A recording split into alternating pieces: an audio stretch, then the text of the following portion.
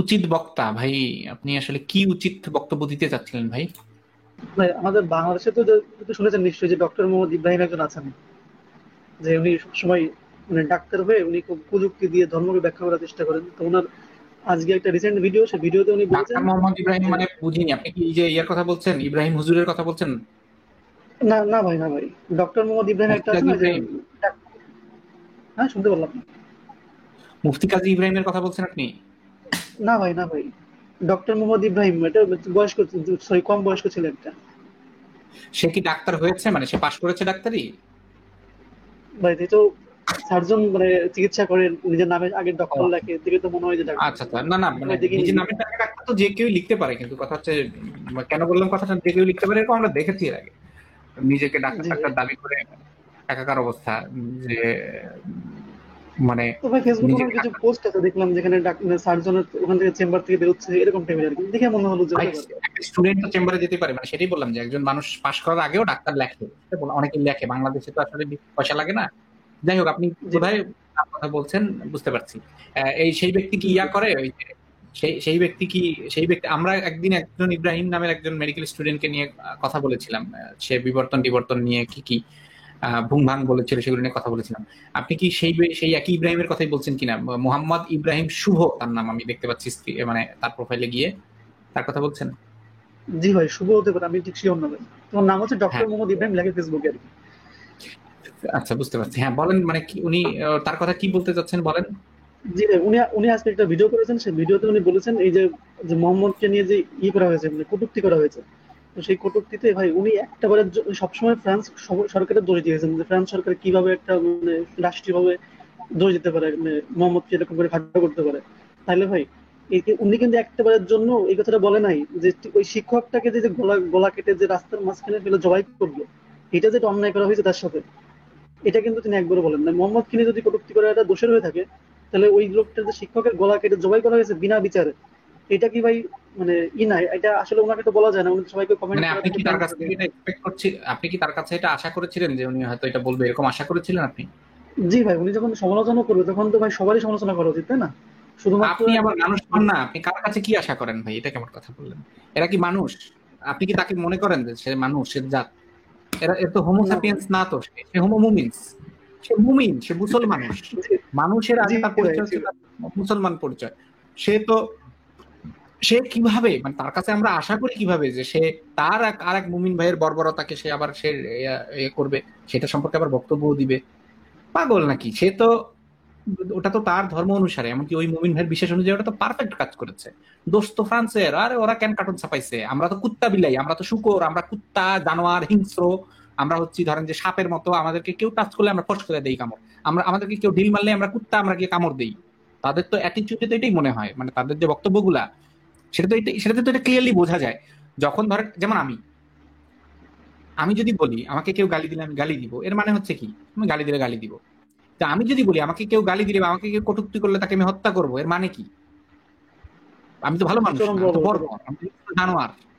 তো আমি তো নিজেকে হিংস্র জানোয়ার হিসেবে পরিচয় করাই দিলাম। তো যেই মানুষটা নিজেকে হিংস্র জানোয়ার হিসেবে পরিচয় করা দিচ্ছে, যারা, তাদের কাছ থেকে আমরা আশাও বা করি কিভাবে যে তারা কোনো এক ধরনের তাদের নিজেদের করা ভায়োলেন্সের আবার সেই ভায়োলেন্সটাকে আবার কন্ডেম করবে? সম্ভবই না, কারণ তারা তো ওটাকে সমর্থন করে। জি ভাই। ভাই আমি কি আরেকটা টপিক বলতে পারি ভাই? হ্যাঁ হ্যাঁ বলেন কাইন্ডলি। আচ্ছা তার আগে আমরা একটু ফারাজ ভাইয়ের কাছ থেকে ঘুরে আসি। ফারাজ ভাই হয়তো ওই সেই ওনার নাম টুরু, টুরু স্কিল। ফারাজ ভাই এই টুরু টুরু স্কিল নিয়ে আপনার কিছু বলার আছে? আহ, ভাই আমি আহ, একটা ছোট জিনিস বলতে চাই আমি, বা আশা করি ভবিষ্যতে এটা দিয়ে দিব। আমি এই যে মুমিন সমাজের মধ্যে যারা দিনের পথের দায়ী আছেন, তাদের মধ্যে একটা ক্লাস 5 পাস, উনি হচ্ছেন প্রবাবলি রাজমিস্ত্রি। উনার কথা শুনেছিলাম যে চারটা বিয়ে করা কেন নেসেসারি, বিকজ নারী যখন প্রেগনেন্ট থাকে তখন স্বামী তার কাছে যেতে পারে না। আহ, নারী যখন ঋতুবতী হয় তখন স্বামী তার কাছে যেতে পারে না। তার কাছে না যেয়ে কি স্বামী অন্য কোনো একটা সেক্স ওয়ার্কার কাছে যাবে? এটা তো খুবই বাজে কাজ হবে। মানে উনি ওনার ভাষায় বলেছিলেন এই ধরনের কথা। উচিত উচিত বক্তা সাহেব একটু মিউট করেন, আপনার এখান থেকে নয়েজ হচ্ছে। আচ্ছা। আহ, তো এই ধরনের কথা তিনি বলেছিলেন, খুবই ডিসগাস্টিং কথা বলেছিলেন। এবং একজন ডাক্তার, আহ, যিনি নিজেকে ডাক্তার পরিচয় দেন, উনি বলেছিলেন প্রবাবলি যে উনি ডাক্তার, এই সার্টিফিকেট তার হয়ে গেছে। আহ, তিনিও, আমরা দেখেছি ভিডিওটা বেশ মোটামুটি অনেকগুলো বিষয় গিয়েছিল, তিনিও একই কথাই বলেছেন যে চারটা, এটার মধ্যে সাইন্টিফিক মিরাক্কল আছে। আর যেহেতু চারজন, এক এক পাশে চারটা বউয়ের চারবার ঋতু হতে পারে, তো আল্লাহ ভাগ ভাগ করে করে চারজনের সাথে একটা লোক সহবত করতে পারবে, একটা মুমিন বান্দা কোনো একটা দিনে সহবত ছাড়া রাতে তার ঘুমাইতে হবে না, এটা তো মিরাক্কল। তো মানে অ্যাজ এ মুমিন আপনি হন 5 পাস আর হন আপনি একজন ডাক্তার, আহ, জ্ঞানের লেভেলে মানে আর কি বুদ্ধিমত্তার লেভেলে কোনো ডিফারেন্স থাকে না, খুব বেশি একটা লেভেল টু লেভেল যে একটা ডিফারেন্স থাকবে সেই ডিফারেন্সটা থাকে না। ওই গোয়াল ঘরের গরু গাধার মতোই মানে আর কি, খুব বেশি ডিফারেন্সিয়েশন নাই, একই রকম। আবার তাদের প্রতি আমরা এক্সপেকটেশন রাখবো কিরকম ভাবে, যিনি একজন সায়েন্টিস্ট হয়ে বলেন, একজন ডাক্তার হয়ে বলেন, মানুষ জিম করলে মানুষ থেকে তো বাঘ হয়ে যায় না, সো এভলিউশন ইজ ফলস। তো আর আর কি বলার আছে তা সব। আচ্ছা, উচিত বক্তা ভাই আপনি বলেন, পরের কি জানি একটা বলতে চাচ্ছিলেন, বলেন শুনি একটু। জি ভাই, ওই তথাকথিত ডাক্তার দাবি করেছেন, জাকির নায়কও দাবি করে গেছিলেন যে উম, এই যে কোরআনে যেখানে আল্লাহ আমির পরিবর্তে আমরা শব্দটা ইউজ করেছেন, ওইখানে নাকি আল্লাহ তার নিজের ক্ষমতা অথবা দয়া দাক্ষিণ্য বোঝানোর জায়গাতে শুধুমাত্র আমির পরিবর্তে আমরা ইউজ করেছেন। ইংলিশে যেমন আছে না রয়্যাল উই, সেরকম যেমন আমাদের বাড়ি, এরকম উদাহরণ দিয়ে উনি বোঝাইছিলেন। তাহলে ভাই আমার একটা এখানে প্রশ্ন আছে, যে ওনার আসলে প্রশ্নটা ওনার কাছে, আপনারা ভালো ব্যাখ্যা করতে পারবেন এই জন্য আপনাদের কাছে বলতেছি। যে কোরআনের সম্ভবত সূরা হিজরের 9 নম্বর আয়াত, যেখানে আল্লাহ তাআলা বলছেন যে আমি কোরআন নাজিল করেছি এবং আমি এর সংরক্ষক। তাহলে ভাই এইখানে তো আল্লাহ যখন বলতেছেন আমি কোরআন নাজিল করেছি, তাহলে মানে তো আল্লাহ চরম ক্ষমতাশীল বা পরাক্রমশীল, এখানে তো স্পষ্ট বোঝা যাচ্ছে। তাহলে এইখানে কেন আল্লাহ আমি ব্যবহার করলেন, এখানে কেন আমরা শব্দটা ব্যবহার করলেন না? একই যুক্তিতে যদি আসেন, এটা কি ভাই মুমিনরা একটু পরবর্তী লাইভে কখনো ডিফাইন করে দেবেন? আমি তো এটা নিয়ে খুব কনফিউজড হয়ে আছি। এটা কি ভাই আপনাদের থেকে একটু মতামত নিতে চাইছি, আপনাদের কি মনে হয় এটা একই যুক্তিতে কি এটা খাটে ভাই?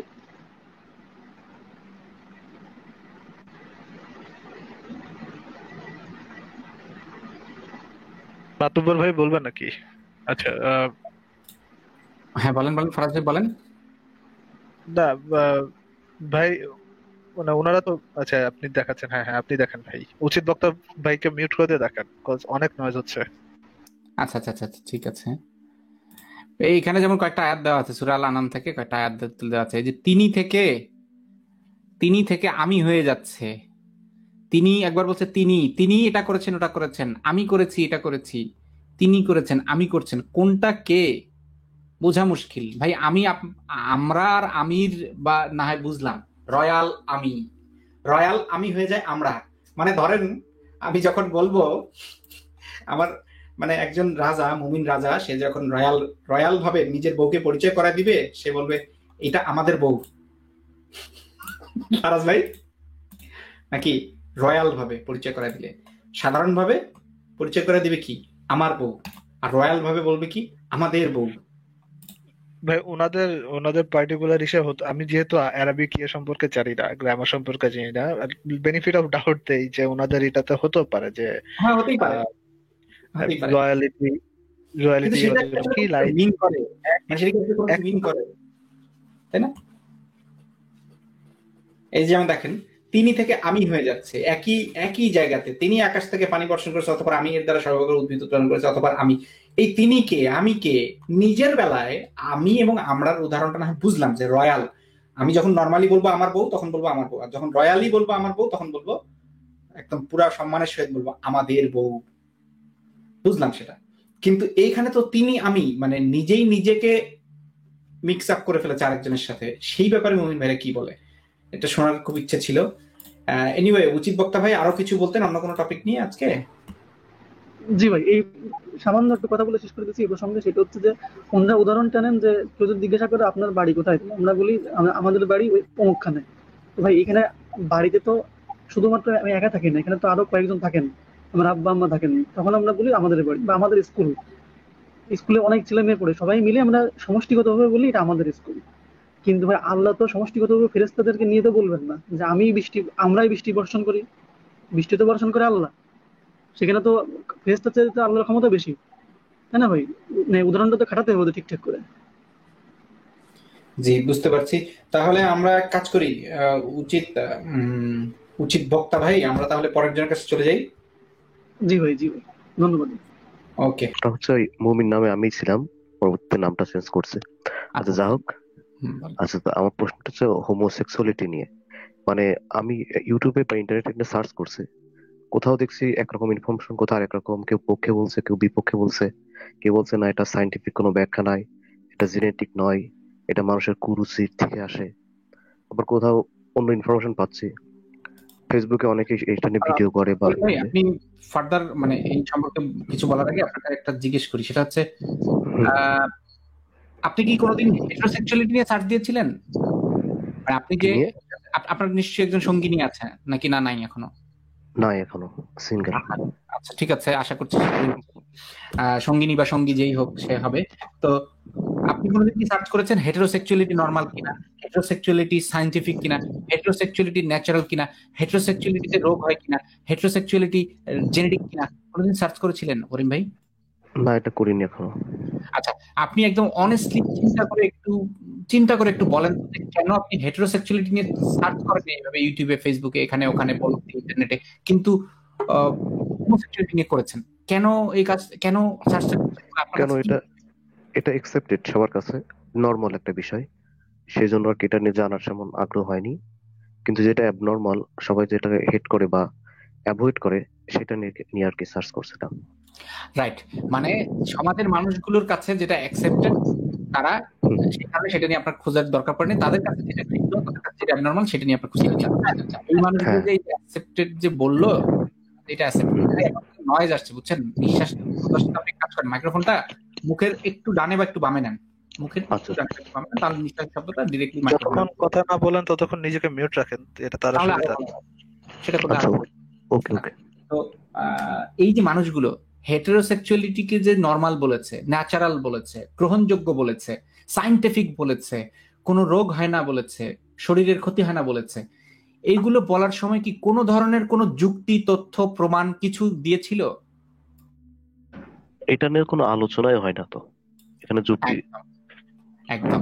মানে কোনো যুক্তি ছাড়াই আমরা একটা জিনিসকে মেনে নিয়েছি যে এটা নর্মাল, এটা স্বাভাবিক, Yes, এটা এটাই সাইন্টিফিক, এটাই তাই না? এটাই। একটু অন্য কিছু পেয়েছি, ওই জন্য আমাদেরকে ওটা খুঁজতে হচ্ছে। বাট বাস্তব কথা হচ্ছে, হেটারোসেক্সুয়ালিটি যদি সাইন্টিফিক কিনা এই আলোচনা যদি না হয়, হোমোসেক্সুয়ালিটি সাইন্টিফিক কিনা ওই আলোচনার দরকার পড়ে না হোমোসেক্সুয়ালিটি করতে গিয়ে। কারণ একটা মানুষ, ধরেন আপনি, আপনার কথা শুনে বোঝা যাচ্ছে যে আপনি একজন হেটারোসেক্সুয়াল। তো আহ, আপনি যখন আপনার স্ত্রীকে বিয়ে করবেন, মানে আপনার হবু স্ত্রীকে যখন বিয়ে করবেন, আরেকজন নারীকে যখন বিয়ে করবেন, আপনার নিশ্চয়ই কারোর সামনে আপনার প্রমাণ দেখাইতে হবে না যে আপনার এটা সাইন্টিফিক হচ্ছে। কারোর সামনে নিশ্চয়ই প্রমাণ দেখাইতে হবে না যে এটা কেন যৌক্তিক, এটা কেন রেশনাল। আপনি যে আপনার স্ত্রীর যৌনাঙ্গে আপনার যৌনাঙ্গটা প্রবেশ করাবেন, এটা কেন ন্যাচারাল, এটা কেন যৌক্তিক, এটা কেন গ্রহণযোগ্য, আপনাকে কিন্তু এই যুক্তিতর্কের খেলায় মারতে হবে না, তাই না ভাই? হ্যাঁ, অবশ্যই। এক্স্যাক্টলি। কিন্তু অন্যর বেলায় তাদেরকে এইটার খেলাতে আমরা মাতিয়ে রেখেছি। প্রথম কথা হচ্ছে আমাদেরকে লজ্জিত হওয়া উচিত, এরপরে এই আলোচনা এখন আমরা শুরু করতে পারি। এটা আমার বক্তব্য ছিল যে আমাদের লজ্জিত হওয়া উচিত, যে আমাদেরকে এই যে এখন যে আলোচনাটা আমরা করতে যাচ্ছি, এই আলোচনাটা আমাদেরকে করতে হচ্ছে, এই আলোচনাটা করার জন্য আমাদেরকে লজ্জিত হওয়া উচিত। হ্যাঁ করিম ভাই, বলেন কাইন্ডলি আমাদেরকে, তাহলে আপনি যেটা বলতে তো চাচ্ছেন। এটা নিয়ে মানে সায়েন্স কি বলে, বা অনেকে বলে যে এটা সাইন্টিফিক কোনো ব্যাখ্যা নাই, এটা জেনেটিক নয়, এটা অস্বাস্থ্যকর। তো তাদেরকে রিপ্লাইটা কিভাবে দিব? অনেক সময় আমরা নিজেরাও জানি না তো, ইনফরমেশন পাই না, সেই জন্য রিপ্লাই দিতে পারি। আমি মনে করি এটা ন্যাচারাল। কারণ যারা লেসবিয়ান বা গে হয়, তাদের দেখতেও তারা ওই রকম। যারা বিশেষ করে গে হয়, বা তাদের দেখলেই বোঝা যায় তাদের নেচারটা অন্যরকম, বা তারা ন্যাচারালি ওই রকম। এটা মেনে না, নিতে হবে। এটা সবসময় এরকম হয় না। আপনি একটা কাজ করতে পারেন, আপনি আমাদের একটা লাইভ ছিল, 2-3টা লাইভ ছিল সমকামিতা নিয়ে, সেগুলো দেখতে পারেন। তারপর আমি আপনাকে সংক্ষেপে বলছি, যে কয়টা পয়েন্ট আপনি বললেন, আমি যদি কোনো পয়েন্ট, নতুন পয়েন্ট থাকে আমাদের বললেন, আমি একটা একটা করে সংক্ষেপে সংক্ষেপে বলি। প্রথম কথা হচ্ছে রোগ হয়, বা অসুখ হয়। ভাই, হেটারোসেক্সুয়ালদেরও রোগ হয়, সেক্সুয়ালি ট্রান্সমিটেড ডিজিজ হয়, এসটিডি হয়। আমরা কি করি, রোগ হওয়া যেহেতু রোগ হয়, সেহেতু সেক্সুয়ালি ট্রান্সমিটেড ডিজিজ থেকে বাঁচার জন্য আমরা কি নারী এবং পুরুষের মধ্যে সঙ্গম বন্ধ করে দেই? উত্তর হচ্ছে না। আমরা কি করি, প্রোটেকশন ব্যবহার করি। তারা প্রোটেকশন ব্যবহার করবে। আচ্ছা ভাই, ওই জায়গা তো পিছলা হয় না, ময়লা থাকে, তাহলে কি? ভাই নারী পুরুষেরও তো ওই জায়গায় অনেক সময় ময়লা থাকে, গন্ধ থাকে, দুর্গন্ধ থাকে, কি করি? গোসল করে নিই, তারপরে আমরা ফিজিক্যাল রিলেশনটা শুরু করি। মানে যদি ময়লা থাকে আগে কি করি? পরিষ্কার করে নিই, আগে নিজে একটু সাফ সুতরা না হলে, মানে পার্টনারের সাথে আসলে সাফ সুতরা না হলে কিভাবে একটা মানুষ সঙ্গম করে আমার কোনো আইডিয়া নাই। হয়তো তারা পারে, আমার পক্ষে সম্ভব না। তো তো আমরা কি করি? পরিষ্কার পরিচ্ছন্নতা দরকার পড়ে পরিষ্কার পরিচ্ছন্নতা অর্জন করে নিই। তারপরে ভাই ওটা তো পিছলা না। আরে ভাই ছেলে মেয়েদেরও তো অনেক সময় পিছলা থাকে না, কি করি? পিছলার জন্য আমরা যে প্রয়োজন ব্যবহার করা সেটা ব্যবহার করি। এরপরে ধরেন ক্যান্সার হয়, ভাই ক্যান্সার তো এটারও হয়, কি করি? আমরা ক্যান্সার থেকে বাঁচার জন্য যা করা দরকার তাই করি। কিন্তু বাস্তব সত্য হচ্ছে না, হোমোসেক্সুয়ালদের জন্য ক্যান্সার হয় না। মানে এরকম কোনো আলাদা ক্যান্সার টাইপের ক্যান্সার নেই যে ক্যান্সারের নাম হচ্ছে হোমোসেক্সুয়াল ক্যান্সার। পৃথিবীতে এই ধরনের কোনো কিছু নাই।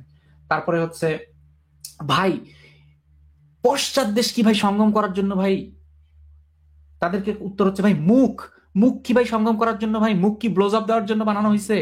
মুখ কি ভাই হচ্ছে ছেলেরা মেয়েদেরটাকে করা হয়েছে? মুখ কি তৈরি করা হয়েছে বা মুখ কি কেউ এই জন্য মুখের আবিষ্কার? না, মুখ কি জন্য? মুখ খাওয়ার জন্য। খাওয়ার দাওয়া মুখটা তো আরো বেশি পরিমাণে আলোচ্য বিষয় হওয়া উচিত তাহলে। ভাই এইখানের মধ্যে একটা জিনিসকে যুক্ত করা উচিত না যে হ্যাঁ। আমরা কত মানে আমাদেরকে যে বলা হয় আমাদের ওয়েল ডিজাইন একই জিনিস, মানে আমাদের একই অঙ্গ, যে অঙ্গ দিয়ে আমরা আমাদের বর্জ্য মানে শরীরের ইয়াগুলা ওয়েস্ট গুলা বর্জন করি, সেই একই অঙ্গতে আমাদের সেই একই অঙ্গ দ্বারা একজন আরেকজনের সাথে মিলন করতে হয়, মানে একই একই অঙ্গ ইন্টারকোর্স করাইতে হয়, এন্ড সেটার দ্বারা মানে মানুষ সুখ পায়। মানে এটা তো যদি মানে ডিজাইন একটা ইয়ে হয়, এটা কোন ধরনের ডিজাইন হলো? যে যে পার্টি জায়গাটা নোংরা থাকবে এবং আপনার ওই জিনিসটা পরিষ্কার করা লাগবে বারবার, ওই পার্টিকুলার জায়গা দিয়ে আপনার প্লেজার পাইতে হচ্ছে, ওই পার্টিকুলার জায়গায় টাচ করলে আপনি শরীরে সব হচ্ছে। এইগুলা তো মানে ওয়েল ডিজাইন কোনো কিছু আমার কাছে মনে হয় না। আবার ওই পার্টিকুলার জায়গায় পৃথিবীতে মানুষ আছে আর কি, ওই জায়গা দিয়েই মানুষ আসে পৃথিবীতে। ওই জায়গায় ওই ভালনারেবল জায়গাগুলো দিয়ে মানুষ আসে। এক্স্যাক্টলি। ফারাজ ভাই যেহেতু এই যে প্লেজারের কথাটা বললেন, তাহলে আমি আরেকটা জিনিস দেখাই। মেল জি স্পট, আপনারা তো নিশ্চয়ই ফিমেল জি স্পটের নাম সবসময় শোনেন। মেল জি স্পট যে আছে, যেটাকে সাধারণত পি স্পট বলে। হুজুরদের কেন আপনি আরো ইয়ে করতে চাবেন? হুজুরদের, হুজুরা কি উৎসাহ পেয়ে যাবে এটা দেখে দেখা দিলে নাকি? দেখাবো না তাহলে? আচ্ছা তাহলে না দেখাই নাকি?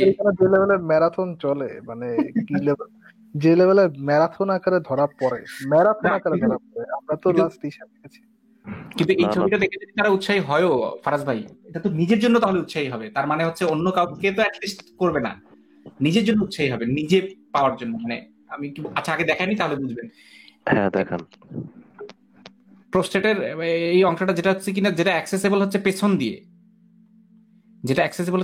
দিয়ে, তো এই জায়গাটাকে আসলে মেল জি স্পট বা মেলদের পি স্পট বলা হয়। এই জায়গাটাতে যারা আর কি অভিজ্ঞ, তারা মানে যাদের এক্সপেরিয়েন্স আছে তারা জানার কথা। এনিওয়ে বাকিরা শিশুরা না জানলে চলবে। আচ্ছা ভালো কথা, আমি বলতে ভুলে গেছি, লাইভে কি কেউ শিশু ছেলে মেয়েদেরকে নিয়ে দেখছেন লাইভটা? তাহলে তাদেরকে একটু সরিয়ে রাখতে পারেন। বাট যদি 7-8 বছর 9 বছর উপরের হয়, ধরেন 9 বছর বা 10 বছর অলরেডি, 8 বছরের উপরে যদি হয়ে থাকে, মানে অ্যাটলিস্ট সে কথা বুঝতে পারে, কথা বলতে পারে, বুঝতে পারে, রেসপন্স করতে পারে, এই ধরনের মানুষ, এই ধরনের শিশু যদি হয় তাহলে সমস্যা নেই। কারণ আমার কাছে মনে হয় না যে এই শরীর সম্পর্কে এই শিক্ষাগুলো পেলে তাদের কোনো লস আছে, বরং লাভ আছে। তাদের ভুল ধারণা হবে না। তারা চটি বই 2 টাকা দিয়ে চটি বই কিনে তারা শারীরিক শিক্ষা অর্জন, অ্যানাটমি তারা চটি বই থেকে শিখবে না, বা বন্ধুদের সাথে বিকৃতভাবে আলোচনা করে তারা শিখবে না। আপনার কাছেই শিখুক, সেটাই আরো ভালো হয়। এই জাতীয় আরেকটা পেজ আছে বা সেক্স এডুকেশন বাংলাদেশ, সেই পেজটা ফলো করতে পারেন।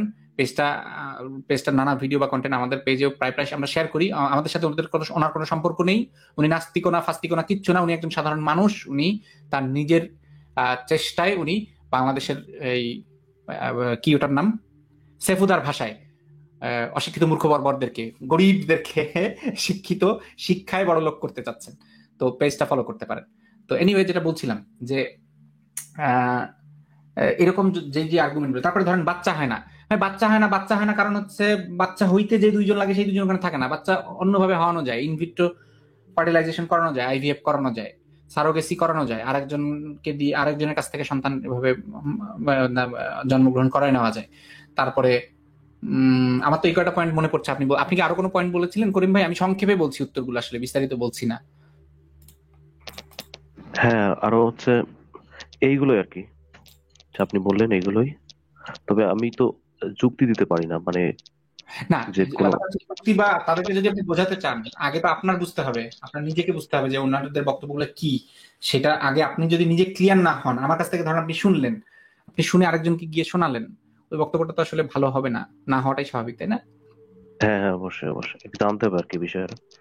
এটা বলছি, এটা কি আসলে জেনেটিক, যে একটা মানুষ, অনেক সময় দেখেছি মানে বিষয়টা এমন, যারা গিয়ে হয় আসে তারা ও দেখছি জেনেটিক, অন্যরকম। ওকে। জেনেটিকের ব্যাপারটা বলি ভাই, মানুষ হেটেরোসেক্সুয়াল হবে না এই হবে কি বলে হোমোসেক্সুয়াল হবে, এই জিনিসটা মানে একটা জিনের উপর ডিপেন্ড করে না, অনেকগুলো জিনের উপর ডিপেন্ড করে। আবার জিন ছাড়াও এক্সটার্নাল এনভায়রনমেন্টাল ইনফ্লুয়েন্সের উপরে ডিপেন্ড করে। এখন সবকিছুর একটা সংমিশ্রণ, এটা একটা সবকিছুর সংমিশ্রণ। এখন হেটেরোসেক্সুয়ালের বেলা যেরকম হয়, যেই যেই ফ্যাক্টরগুলোর উপরে ডিপেন্ড করে, হোমোসেক্সুয়ালের বেলাও সেই সেই ফ্যাক্টরগুলাই ডিপেন্ড করে। অ্যাসেক্সুয়াল মানে যে কোনো কিছুর উপর প্রতি অ্যাট্রাক্টেড না, তার বেলাও এরকমই জিনিসগুলা ডিপেন্ড করে। এখন এক মুহূর্তের জন্য যদি ধরে নেই এটা জেনেটিক, তাহলে আমরা এখন কি করব? চেঞ্জ করতে যাব? উত্তর হচ্ছে না। এখন ধরে নেই যে এক মুহূর্তের জন্য যেটা জেনেটিক না, এটা পার্সোনাল চয়েস, এখন আমরা কি করতে যাব? চয়েসের উপরে বাধা বসাইতে যাব না। একটা মানুষ বিফ বার্গার খাবে না চিকেন বার্গার খাবে, এটা বলার আমরা কেউ না। কোনো যুক্তিতে আমরা কাউকে বলতে পারি না যে বিফ বার্গার বা চিকেন বার্গারটা তুই খাইস না, তুই বিফ কেন খাচ্ছিস, তুই চিকেন বার্গার খা, বিফ তো আমার মা। অথবা তুই চিকেন বার্গার কেন খাচ্ছিস, চিকেন তো আমার ধর্ষণের বস্তু, তুই বিফ খা। কেউ এটা বলতে পারে না। কে ছেলের সাথে সঙ্গম করবে না মেয়ের সাথে মানে কেউ যদি এটা যদি এরকম হইতো যে চয়েস নিজের থেকে, তাহলে তো আরো বেশি করে তাদের বক্তব্য থাকতো না, তাদের তো আরো বেশি করে চুপ থাকা উচিত যে এটা তার চয়েস, সে বেছে নিয়েছে একজন ছেলেকে, আমার তাতে কি। যতক্ষণ পর্যন্ত সে ক্ষতিগ্রস্ত না হচ্ছে, তার তো কোনো কিছু বলার গ্রাউন্ডটাই নাই। এমন যদি হইতো যে একজন আরেকজনের বিফ চুরি করে খাচ্ছে, চিকেন চুরি করে খাচ্ছে, তখন নাই ওই মানুষটা বলতো এই তুই বিফ কেন খাচ্ছিস, আমারটা চুরি করে অন্য খান থেকে খা গিয়া, বলতে পারতো। একজন মানুষ যখন হোমোসেক্সুয়াল হয়, তখন যদি তৃতীয় আরেকজনের ধরেন, তৃতীয় একজন কি, ধরেন হজরত আলী নামের একজন, হজরত আলীর কি হচ্ছে, তার গায়ের মধ্যে কাটা দিচ্ছে, তার পশ্চাৎ দেশ জ্বলে যাচ্ছে, ছ্যাঁকা লাগছে তার শরীরে, এটা তার সমস্যা। সে সে তার ছ্যাঁকানুভূতিকে হচ্ছে নিয়ন্ত্রণ করুক। সে না, সে তার তার ঘরে ঢুকে তো কেউ করছে না এটা, সে তো বাধ্য না ওটা জানতে বা দেখতে, সে ইগনোর করুক, সে তার মতো চলুক। পার্সোনাল চয়েস যদি কেউ বলতে চায় যে এটা একটা পার্সোনাল চয়েস, আমি চয়েস করলাম আমি ছেলে পছন্দ করা শুরু করলাম, আমি চয়েস করলাম আজকে থেকে আমি মেয়ে পছন্দ করা শুরু করলাম, এটা যদি এরকম চয়েস হয়ে থাকে, তাহলে তো আরো আমাদের মানে কিছু বলার গ্রাউন্ড থাকে না, একদমই থাকে না তখন আর। কারণ ওটা চয়েস, চয়েস নিয়ে আমি বলার কে হে, যতক্ষণ পর্যন্ত না আমি এফেক্টেড হই। এখন এফেক্টেড হওয়ার একটা যুক্তি দেয় কিরকম, পৃথিবীতে ছেলে মেয়ে কমে যাবে, কি পরবর্তী প্রজন্ম কমে যাবে। কেমনে কমে যাবে ভাই? সমকামী দাম্পত্যরা কি সন্তান ধারণ করে না? তারা কি সন্তান নেয় না? ওরা সমকামী, এর মানে তো এই না যে ওরা সন্তান ধারণ করতে সক্ষম না, এরকম তো না। তাদের সন্তান ধারণ করতে সক্ষম, তাদের প্রত্যেকটা অঙ্গ প্রত্যঙ্গ সচল, সবকিছুই ঠিক আছে, এবং তারা সেভাবে সন্তান ধারণ করেও। একটু আগে বললাম ইনভিট্রো ফার্টিলাইজেশন মানে আইভিএফ করে, অথবা তারা করে হচ্ছে সারোগেসি করে, মানে হয় নিজেই মা হয় নিজেই বাবা হয়, অথবা অন্য আরেকজনকে মা অথবা বাবা হয়ে তারা হচ্ছে একটা সন্তান ধারণ করে।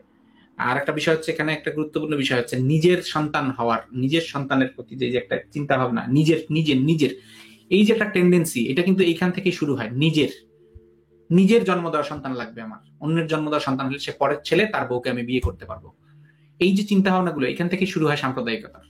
নিজের ছেলেটাকে বেশি ভালোবাসবো বা নিজের ছেলেটাকে হচ্ছে বেস্ট, বাকি মানুষের ছেলেমেয়েরা মরে গেলে কি না গেলে কি, আমার নিজের সন্তান হলেই শুধুমাত্র তাকে আমি ভালোবাসবো। আমার বউয়ের অন্য একটা পুরুষের সাথে জন্ম নেওয়া সন্তান না, চলবে না, আমার নিজের শরীরের থেকে বের হওয়া বীর্যের সন্তান হইতে হবে। এই যে চিন্তা ভাবনাটা, খুবই বাজে একটা চিন্তা ভাবনা এটা।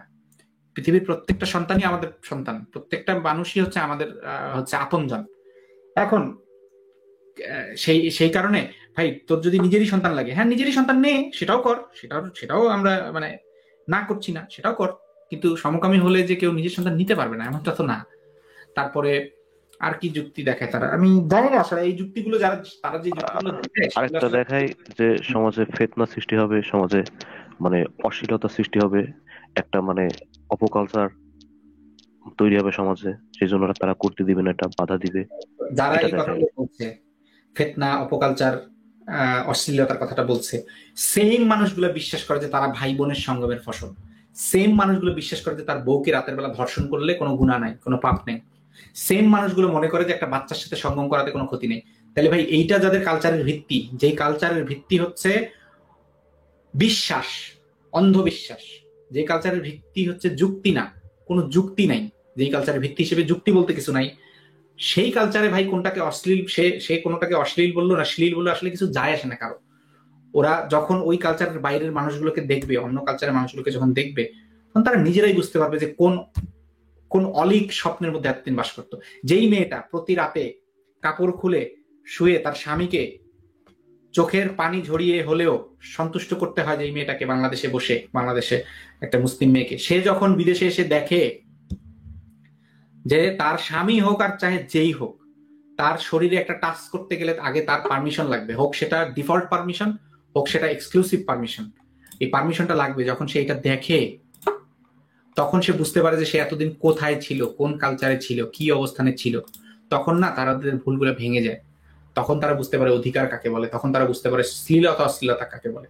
যখন তারা দেখে যে শ্লীল ভাবে চলা একটা মেয়ে, বোরখা পরে তাদের সংজ্ঞা অনুযায়ী শ্লীল ভাবে চলা একটা মেয়েকে ঘরে ঢুকে ধর্ষণ করে দিচ্ছে, বা তার স্বামী নিজেই তাকে ধর্ষণ করছে, অথচ রাত 12টা-1টার সময় রাস্তায় কেউ নেই, অথচ একটা বিকিনি পরা মেয়ে সেফলি বাড়িতে ফিরছে, তখন তারা বুঝতে পারে যে হায় রে, শ্লীল হয়ে আমার লাভটা কি হলো, আমি যদি আমার নিজের সিকিউরিটি না পাইলাম, বাঁচতেই না পারলাম, সম্মান নিয়ে চলতে না পারলাম, আমার নিজের শরীরের আমার যে অধিকার, সেই অধিকারটাই আমি বঞ্চিত হলাম, নিজের আমার বাঁচার অধিকারটা থেকে আমি বঞ্চিত হলাম। আর এখানে সে অশ্লীল হয়ে ঘুরে বেড়াচ্ছে, বাট কেউই তাকে কিছু করছে না বিনা অনুমতিতে।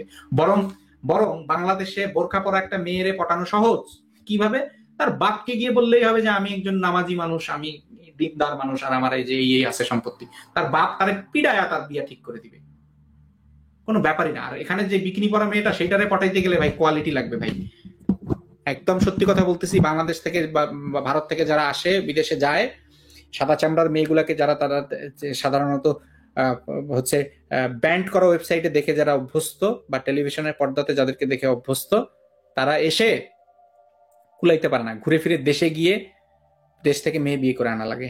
এখানে আসার পরে, বিদেশে যাওয়ার পরে ওই যে সাদা চামড়াগুলারে পটাইতে পারে না, কারণ কি এই কোয়ালিটি তাদের মধ্যে নাই। ওদেরকে কনভিন্স করা, পটানো মানে এমন না, আবার মানে খারাপ অর্থে বোঝাচ্ছি না, কনভিন্স করা মানে কারোর সাথে প্রেম করতে গেলে তো তাকে তো কনভিন্স করতে হবে, তাকে তো ইমপ্রেস করতে হবে। সেই ইমপ্রেস করাটা ভাই এত সোজা না, চারটিখানি কথা না। সে ল্যাংটাই ঘুরবে, বাট এর মানে এই না যে আপনি তার ল্যাংটা শরীরের দিকে একটা আপনার হাতের একটা অংশ টাচ করানো সম্ভব, আপনার আঙ্গুল দিয়ে তাকে টাচ করতে পারেন, এরকম কোনো অধিকার আপনার নাই, এবং এই অধিকারটা রাষ্ট্র সেখানে নিশ্চিত করে। তো ভাই এখন কোন কালচারটা প্রিজার্ভ করবে, সেই কালচারটা ভাই ফেতনা তৈরি হইলো কিনা না হইলো, আসলে কিছু মনে হয় না যায় আসে। এটাই আর কি। এখন কয়েকদিন আগে একটা লেকচার দেখলাম জাকির নায়কের, ওখানে বলছে আমেরিকাতে নাকি বেশি ধর্ষণ হয় পৃথিবীতে। এটা কি সত্য? মানে উনি বলছে প্রতি সেকেন্ডে, বা কি একটা উদাহরণ দিল আর কি। আমেরিকাতে বলেন, সাউথ আফ্রিকাতে বলেন, ধর্ষণ হয় কিনা, এটা তো সত্য কথা যে ধর্ষণ সেখানেও তো খারাপ মানুষ আছে অবশ্যই, এবং তার পরের কথা হচ্ছে সেখানে ধর্ষণের সংজ্ঞা কি। ভাই ধর্ষণের সংজ্ঞার মধ্যে বলা আছে মুখের মধ্যে কলম ঢুকাইলেও ধর্ষণ, পেনেট্রেট যে কোনো কিছু দিয়ে পেনেট্রেট করলে সেটা ধর্ষণ। সেখানে তাহলে ধর্ষণ বেশি হবে না? ধর্ষণ যে বেশি হয়, এই বেশি শব্দটার সাথে আপত্তি আছে আমার। ধর্ষণ হয় এটার সাথে আমার কোনো আপত্তি নেই, বা ধরেন একটা যদি সংখ্যা বলেন 1 লাখ, 5 লাখ, 10 লাখ, 1 কোটি ধর্ষণ হয়, সেটার সাথে আমার কোনো আপত্তি নেই। আমার আপত্তি হচ্ছে বেশি। ধরেন আপনি আমাকে বললেন আমার চাইতে আপনার কাছে বেশি টাকা আছে, বলে আপনি বললেন আপনার কাছে 5 কোটি টাকা আছে। আপনি জানলেন কি করে যে আমার চাইতে বেশি টাকা আছে, আমার কাছে কত টাকা আছে? এটা যদি আপনি না বলেন, তাহলে আপনি বুঝবেন কি করে যে আসলে আপনার কাছে বেশি টাকা আছে না নাই? বুঝতে পারবেন করিম ভাই কোনোদিন? না, এটা মানে মানে দুজনের, আপনি যখন দুইটার মধ্যে তুলনা করবেন, দুইটার সংখ্যা না জানলে আপনি কি বলতে পারবেন একটা আরেকটার চাইতে বেশি বা কম? না, বলতে পারবো না, এটা সম্ভব না। কেন বলতে পারবেন না? তুলনাই করতে পারবেন না। এই কারণে বেশি যে হচ্ছে এটা তো বলতে পারছি না আমরা, কারণ কি বেশি বলতে গেলে আগে তো আমার সংখ্যাটা জানতে হবে যে কত হয় বাংলাদেশে বা সৌদি আরবে কত হয়। সংখ্যাটাই তো নাই, অ্যাবসেন্ট। বাংলাদেশে 16 কোটি পুরুষের হাতে লাইসেন্স আছে তার বউকে ধর্ষণ করার। এর মধ্যে কতজন পুরুষ ধর্ষণ করেছে আপনি গুনবেন কিভাবে? ওয়ে আছে গুনার? 1 কোটি, প্রতিদিন 1 কোটি হয়, এমন হবে আর কি। আমরা বলতে পারি মানে হতে পারে যে একজনও হচ্ছে না, আবার হতে পারে যে 99%ই হচ্ছে, বলতে পারছি না। এমনকি আমরা এটাও বলতে পারছি না যে আমি আপনি, এই যে মুমিন ভাইরা হুজুর, এই যে ইব্রাহিম হুজুর লাইভ করছে, ভিডিও করছে, আবু বকর মোহাম্মদ জাকারিয়া হুজুর, বা এই যে মুমিন ভাইরা লাইভ করছে বিভিন্ন নাম নিয়ে, এই যে আজকে একজন মুমিন ভাই এসে পড়ানো ছেড়ে দিল, ওই মুমিন ভাইও, বা যে কেউই, আমরা গ্যারান্টি দিয়ে বলতে পারি না যে আমরা আসলে আমাদের বাবা মায়ের ধর্ষণের ফসল কিনা। সম্ভব না এটা কারো পক্ষে বলা। কোনো মুমিন ভাই বলতে পারবে না যে তার বাবা তার মাকে তার মায়ের বিনা অনুমতিতে সঙ্গম করে তাকে জন্ম দিয়েছে কিনা, এটা বলতে পারবে না, কারণ এটা বলা সম্ভব না। এত প্ল্যান করে আমাদের বাংলাদেশের বাবা মারা এরকম করে সন্তান নেয় না। যেমন আমার কথা যদি বলি ভাই, আমি বলে দিতে পারবো কত তারিখে কত মিনিটের সময়ে সঙ্গমের ফলে আমার একটা সন্তান হলো বা হচ্ছে বা হবে। কারণ কি ভাই, ওইটার প্রতি একটা প্যাশন আছে আমার, এই জিনিসটার প্রতি। একটা সন্তান পৃথিবীতে আনবো বা এনেছি বা আনছি, আমি ব্যক্তিগত তথ্য দেই না জন্য এই জিনিসটাকে 3টা টেন্সেই রাখলাম, পাস্ট প্রেজেন্ট ফিউচার, যাতে একটু অ্যাম্বিগিটি থাকে। ব্যক্তিগত তথ্য আমি দিতে চাচ্ছি না। তো ধরেন অতীতে হোক, বর্তমানে হোক, ভবিষ্যতে হোক, যে সময় হোক, আমি যদি সন্তান ধারণ করে থাকি বা করব বা করছি, যে পর্যায়ে থাকি না কেন ভাই, সেটার প্রতি আমার একটা প্যাশন আছে। একটা বাচ্চা, একটা মানুষ, একটা হাড্ডি মাংস রক্তওয়ালা একটা মানুষ ভাই, তারা নিয়ে আমার প্যাশনের শেষ নাই ভাই। অনেক প্যাশন আছে যেগুলো আমি লাইভে কখনো হয়তো বলবো না বা বলি না ভাই। আমি এক্সাক্ট টাইম বলতে পারবো, কোন টাইমে সঙ্গমের ফলে সে জন্ম নিয়েছে, কখন আমরা ট্রাই করেছি, তার বার্থডেটা অ্যাপ্রক্সিমেটলি কত তারিখে হয়েছে বা হবে বা হচ্ছে, সেটা মাথায় রেখেই যে আমরা যদি মার্চের 15 তারিখে আমরা যদি সঙ্গমটা করি, তাহলে বাচ্চাটা জন্ম নিবে কোন মাসে গিয়ে, কোন মাসের অ্যাপ্রক্সিমেটলি কত তারিখে। ভাই এই জিনিসগুলোর প্রতি প্যাশন আছে, এগুলো জেনে শুনে করছি। আমি জানছি ওই দিন আমার সঙ্গীর সাথে আমার সম্মতি নেওয়া থাকছে নাকি থাকছে না বা থাকবে না, ছিল কিনা, এটা আমি খুব ভালো করে জানছি। কিন্তু আমাদের মা বাবারা, যারা বাংলাদেশের যারা বাবা মা, এই যে মুমিন ভাইদের যে বাবা মারা, আমি কিন্তু আমার একার কথা বলছি না, করিম ভাই আপনার কথাও বলছি। যেই মুসলিম ভাইটা এখানে কমেন্টে গালাগালি করছে তোর মাথায় দোষ, সেই মুসলিম ভাইয়ের কথাও বলছি। যেই মুমিন বোনটা লাইভে চুপ করে শুনছে আর ভাবছে আহারে রাস্তিক গুলা রে, আমার মতো সম্মান পাইলো না, মাথায় ফুলকপি বাঁধা সম্মানটা তোরা পাইলি না, সেই মুমিন বোনটার কথা বলছি। আপনার বাবা মা যে আপনাকে, আপনি যে ধর্ষণের ফলে জন্ম নেন নাই, আমাদের বাংলাদেশের কথা বলছি, আমিও ইনক্লুডেড, আপনারা সহ, এটা কি কোনো গ্যারান্টি দিতে পারবেন?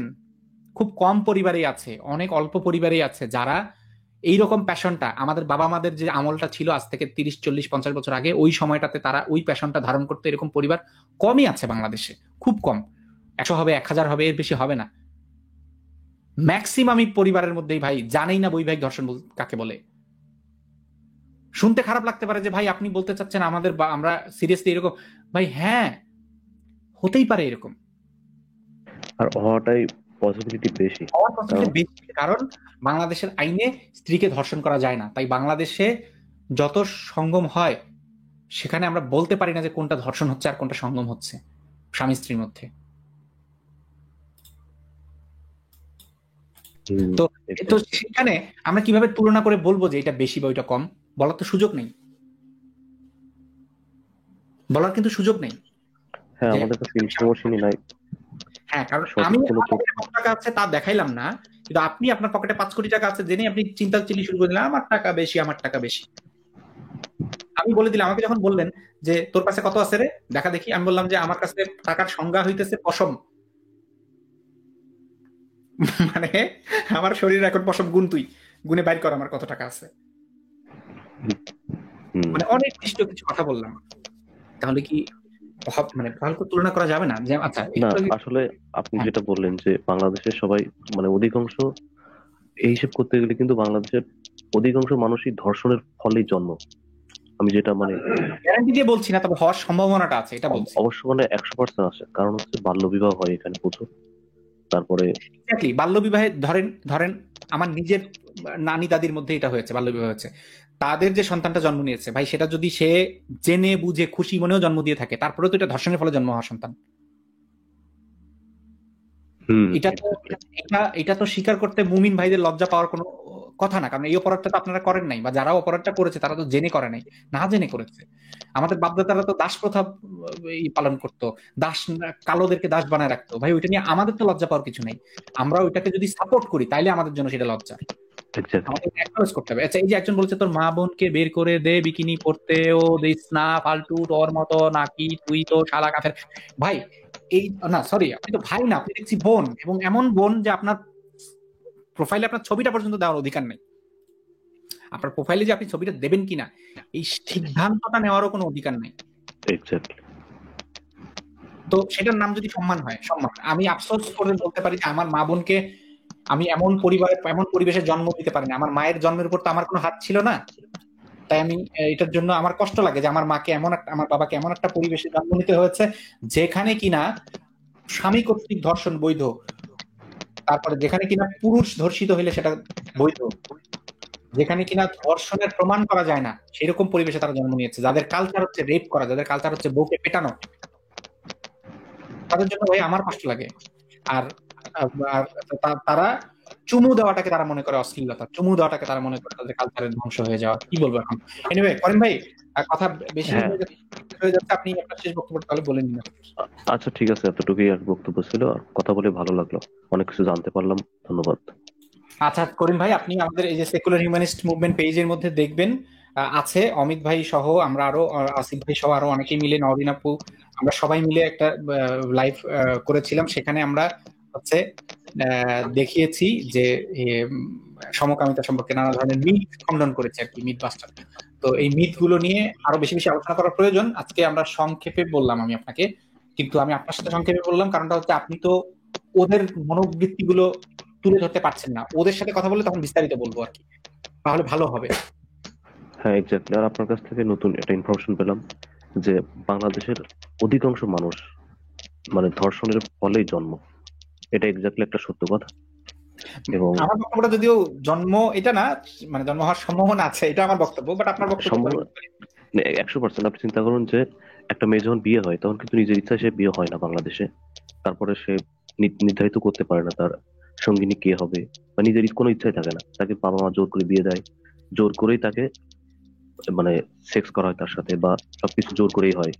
তো সেইভাবে বলতেই পারি আমরা ভালোবাসা স্থান নাই ওখানে, খুব কম আছে, খুব কম, 90 মানে 1%ও নাই বাংলাদেশ। এটা এবং ভালো শিক্ষিত হোক, হ্যাঁ শিক্ষিত বা অশিক্ষিত হোক। আচ্ছা ঠিক আছে, তাহলে ধন্যবাদ। তাই বলে ভাই, আচ্ছা শুভরাত্রি। আচ্ছা করিম ভাই খুবই সত্য কিছু কথা বলেছেন, যে আসলেই সেখানে ভালোবাসার কোনো স্থানই নাই, বা ভালোবাসার কোনো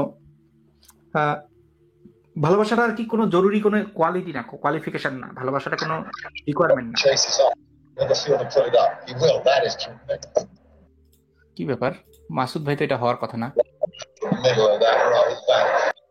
আচ্ছা সরি, এটা মাসুদ ভাই আমার মনে হচ্ছে না। এনিওয়ে ঠিক আছে, কোনো মুমিন ভাই হয়তো আজকে দুষ্টুমি করতে এসেছে।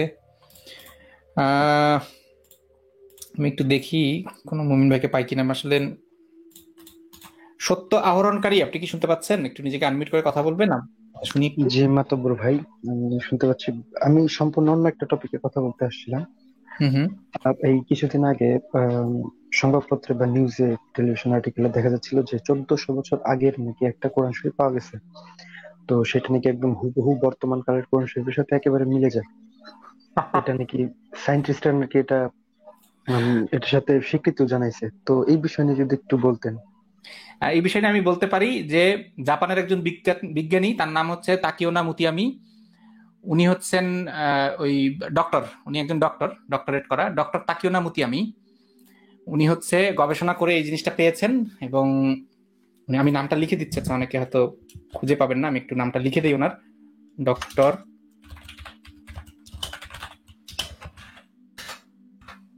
একটু দেখাই স্ক্রিনে।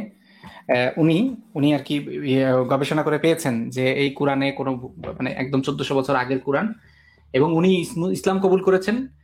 এবং উনি ইসলাম কবুল করার সাথে সাথে হচ্ছে ওনার যে রিসার্চ টিম ছিল, যারা হচ্ছে গবেষণা করতো, ডেটিং করতো, এই যে ইয়াটা ডেটিং মানে ওই যে নারী পুরুষের ডেটিং না, তবা ডেটিং মানে হচ্ছে ডেটিং মানে বয়স নির্ধারণ, কার্বন ডেটিং হোক বা অন্য ডেটিং হোক, মানে ডেটিং করতে হচ্ছে মানে একটা জিনিসের আয়ু বের করা যায় কত দিন ধরে, ঠিক আছে, সেটা সেই সেই সেই যে টিমের যতজন সদস্য ছিল সবাই মিলে দলে দলে তারা করেছে, তারা হচ্ছে ইসলাম কবুল করেছে। এবং তারা ভারতে যে একটা মসজিদ আছে হজরতবাল মসজিদ, ভারতে একটা মসজিদ আছে হজরতবাল মসজিদ, ওই হজরতবাল মসজিদের মধ্যে এসে ওরা নামাজ পড়েছে একই সাথে। এটা নিয়ে খুব তীব্র আলোচনা চলছে অবশ্য। হ্যাঁ সত্য আহরণ করি ভাই। না মানে বিষয়টা যখন আন্তর্জাতিক টেলিভিশনে যখন দেখায় তখন আসলে এটা মানে মেনে নিতে হয়। টেলিভিশনের নাম ছিল জি টিভি, গুজব টিভি। ওই টেলিভিশনটা ইন্টারন্যাশনাল একটা টেলিভিশন, সারা মোটামুটি সব জায়গাতে ওদের চ্যানেল আছে, এমনকি টয়লেটেও ওদের টেলিভিশনের নেটওয়ার্ক মানে পাওয়া যায়, ওই যে ঝিরঝির করে না টেলিভিশনের কানেকশন, টয়লেটও পাওয়া যায়। হ্যাঁ ওই যে আসিফ ভাইয়ের একটা ওই আমি ওই সংশয়.info-তে আমি পড়ছিলাম ওই যে কোরআন শরীফের সংকলনের ইতিহাসটা। তো পরবর্তীতে আমার ফ্রেন্ডকে আমি এটা দিছি। তো এটা দেওয়ার পরে আবার ও ফ্রেন্ড এটা আর কি লিঙ্ক দিয়ে করছে যে এটা নাকি পাওয়া গেছে। তো এটা সম্পর্কে তো সরাসরি আমি জানতে পারি না। তো ওই ওই যে আপনি লিঙ্কটা যদি আপনাকে দিয়েছে, ওই লিঙ্কটা আপনি একটা কাজ করেন, আপনি ওই লিঙ্কটা ওই কোরআন সংকলনের ইতিহাসের যে নিচে যে মন্তব্য কলাম আছে সেখানে আপনি মন্তব্যটা দিন। মন্তব্য করতে গেলে আপনার কোনো অ্যাকাউন্ট লাগবে না, আপনি ফেসবুক থেকে মন্তব্য করতে পারেন অথবা ইমেল দিয়ে বা টেম্পোরারি ইমেল দিয়ে মন্তব্য করতে পারেন। মন্তব্য সবসময় সবার জন্য ওপেন আছে। সেখানে আপনি ওই লিঙ্কটা দিয়ে যে এই লিঙ্কেই প্রমাণ হইয়া গিয়াছে যে ডক্টর তাকিউনা মুতিয়াসি উনি এবং ওনার টিম মিলে যে রিসার্চ করেছিলেন এবং রিসার্চের পরে ইসলাম কবুল করে হযরত বল মসজিদে নামাজ পড়তে গেছেন, ওনাদের খবর জি টিভিতে, গুজব টিভিতে প্রচারিত হয়েছে। এইটা আপনি হচ্ছে তাহলে। আচ্ছা স্যার, আরেকটা এই লাস্ট একটা কথা, ওই বিধর্মীদের যে কোরআন শরীফে একদম সরাসরি বলা আছে যে তারা নিকৃষ্টতম জীব, এটার কি আয়াতটা আপনার এখন মনে আছে? মানে খোঁজার দরকার নেই, যদি মন থাকে একটু বলতে। নিকৃষ্টতম জীব, হ্যাঁ আমি আপনাকে দেখাচ্ছি। আপনি কটূক্তি নিয়ে শুধু নিকৃষ্ট জীব না, আপনি কটূক্তি নিয়ে আর কিছু আয়াত দেখাই তাহলে আপনাকে একটু স্ক্রিনে দিচ্ছি, দাঁড়ান। আচ্ছা আসলে এটা আমি বের করা ছিল, কারণ আজকে কটূক্তি নিয়ে যেহেতু কথা বলছি এই আয়াতগুলো লাগতোই, তাই বের করে রেখেছিলাম। এনিওয়ে 98 নম্বর সূরা, সূরা আল বাইনা, আয়াত নাম্বার 6। এখানে বলা হচ্ছে কিতাবধারীদের মধ্যে যারা কুফরি করে এবং তারা এবং মুশরিকরা জাহান্নামের আগুনে স্থায়ীভাবে অবস্থান করে, তারাই সৃষ্টির অধম। ইংরেজিতে বলা হচ্ছে those are the worst of creatures. 98 নম্বর সূরা 6 নম্বর আয়াত, ওয়ার্স্ট অফ ক্রিয়েচার্স বলা হচ্ছে। এবং এই জিনিসটা আরো একটা জায়গায় বলা হয়েছে, সেটা হচ্ছে সূরা আনফালের আয়াত নাম্বার 55, সূরা আনফাল সূরা নাম্বার 8 আয়াত নাম্বার 55। সেখানে বলা হচ্ছে যে নিশ্চয়ই আল্লাহর নিকট নিকৃষ্ট জীব তারাই যারা কুফরি করে এবং যারা ঈমান আনে না। মানে সকলেই, মানে যারাই ঈমান আনে না এবং কুফরি করবে সকলেই, মুশরিক কাফের সবগুলাই। আগের আয়াতটাতে তো তাও বলা হচ্ছে যে অমুকের মধ্যে যারা কুফরি করে এবং মুশরিকরা, মানে এদের মধ্যে যারা কাফের করে তারা, আর হচ্ছে এদের মধ্যে না, এদের মধ্যে শুধু কুফরি যারা করে তাদের কথা বলছে আহলে কিতাবদের মধ্যে, আর বাকি সকলের মধ্যে মুশরিক যারা তাদের কথা বলছিল। কিন্তু এখানে বলা হয়েছে যারা ঈমান আনে না এবং কুফরি করে তারা নিকৃষ্ট জীব, সৃষ্টির নিকৃষ্ট জীব, তারা হচ্ছে নিকৃষ্ট জীব। এই যে কই গেল, ওয়ার্ডস অফ লিভিং ক্রিয়েচার্স, সৃষ্টি নিকৃষ্টতম জীব। এরপরে ওটা সূরা আনফালের আয়াত নাম্বার কত, 55। এরপরে আরো গালাগালি করেছে, আর দুই একটা কটূক্তি তাহলে দেখাই বের যেহেতু করলাম। আমি সূরা আরাফ সূরা নাম্বার হচ্ছে 7, আগের দুটো সূরা নাম্বার গুলো বলে দিই। সূরা বাইনা হচ্ছে 98 আয়াত নাম্বার 6, সূরা আনফাল সূরা নাম্বার 8 আয়াত নাম্বার 55। এরপরে সূরা আরাফ সূরা নাম্বার 7 আয়াত নাম্বার 179। সেখানে বলা হচ্ছে বহু জিন ও মানুষকে জানানোর জন্য আমি সৃষ্টি করেছি, তাদের হৃদয় রয়েছে কিন্তু তারা উপলব্ধি করে না, তাদের চক্ষু রয়েছে কিন্তু তারা দেখে না, কান রয়েছে শোনে না, তারা হলো পশুর ন্যায় বরং তা অপেক্ষা অধিক বিভ্রান্ত, তারাই হলো গাফিল বা উদাসীন। ইংরেজিতে কি বলা হয়েছে, those are like live stocks rather they are more astray. এটা অন্য আরেকটা অনুবাদে মানে অ্যানিমাল বলা হয়েছে, সরাসরি অ্যানিমাল, এটাকে অ্যানিমাল বলা হয়েছে, তাদেরকে পশুর ন্যায় বলা হয়েছে এবং তাদের চাইতেও বেশি বলা হয়েছে তাদেরকে। আচ্ছা, সূরা আরাফ সূরা নাম্বার 7 আয়াত নাম্বার 179। এরপরে দেখেন সূরা আল জুম্মা, সূরা নাম্বার 62, সূরা নাম্বার 62 আয়াত নাম্বার হচ্ছে 5, সূরা জুম্মা আয়াত নাম্বার 5। সেখানে বলা হচ্ছে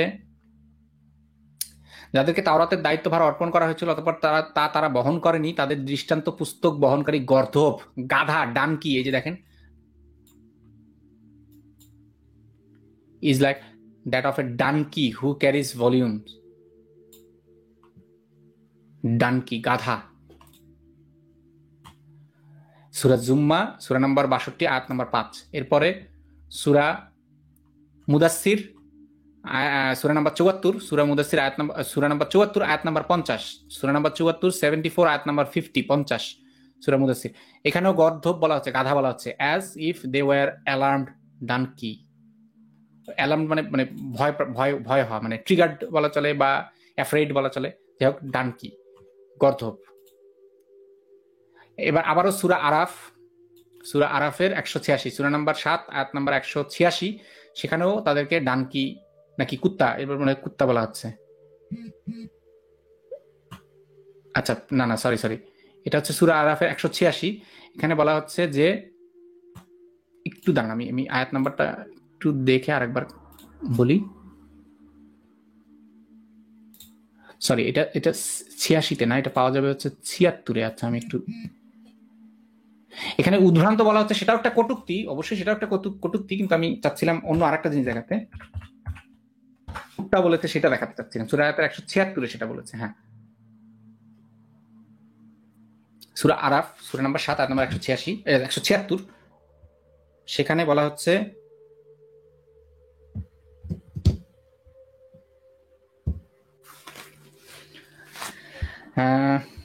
সেখানে বলা হচ্ছে যে আমি যদি ইচ্ছা করলে তাকে এই আয়াতসমূহের সাহায্যে উন্নত করতাম, কিন্তু সে দুনিয়ার প্রতি অধিক ঝুঁকে পড়ে এবং স্বীয় কামনা বাসনার অনুসরণ করতে থাকে। তার উদাহরণ একটি কুকুরের ন্যায়।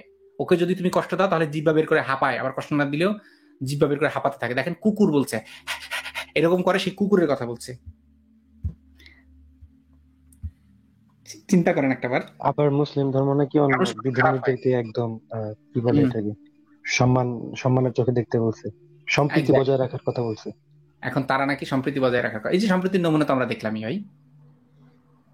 আরেকটা বিষয়, ওই আচ্ছা, সনাতন ধর্মাবলম্বীদের সাথে সম্ভবত এই মুসলিম যারা আর কি, এই তাদের একটা দ্বন্দ্ব সম্ভবত আমাদের নবী করিম সাল্লাল্লাহু আলাইহি সাল্লাম বলে গেছেন, একটা লাগবে, যুদ্ধ লাগবে।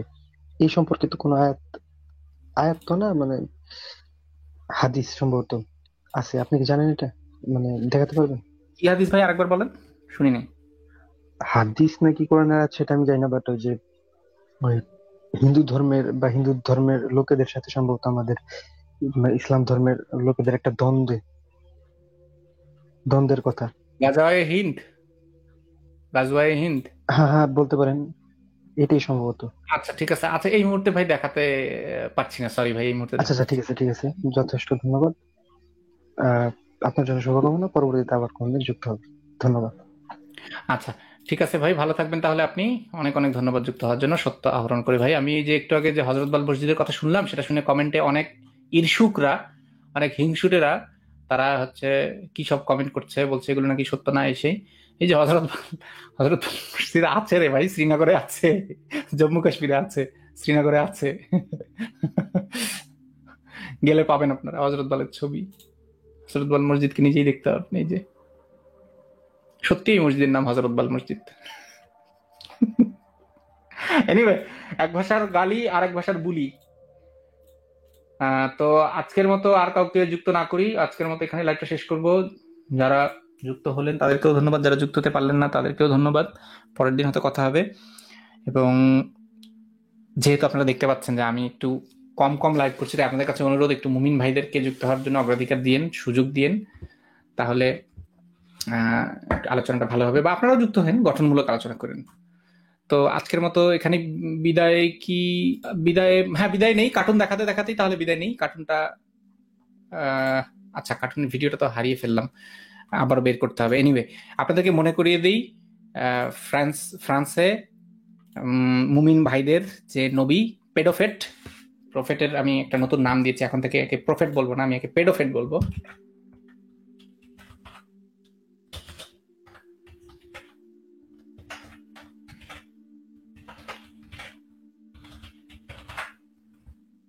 দেখাই,